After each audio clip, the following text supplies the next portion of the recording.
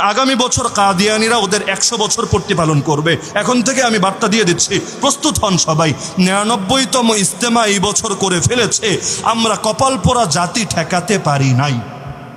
আল্লাহর গজব যে এখন আসে নাই দেশের উপর, আল্লাহর বিরাট বড় রহম আর করম রে ভাই। কিন্তু 99টা করেছে, যেটা হওয়ার তো হয়ে গিয়েছে।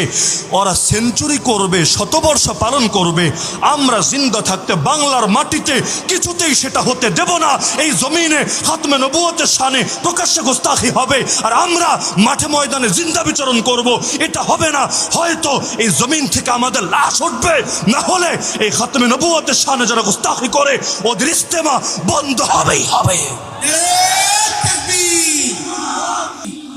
কি হবে ওদের বিরুদ্ধে আন্দোলন করলে? এই যে আমাদের অলিপুরি হুজুর আগে লাগাতার সফর করতেন পৃথিবীর বিভিন্ন দেশে, আমেরিকায়, কানাডায়, লন্ডনে। এই বছর তার লন্ডনের ভিসা বাতিল, লন্ডনে ভিসা দিবে না। কিসের জন্য?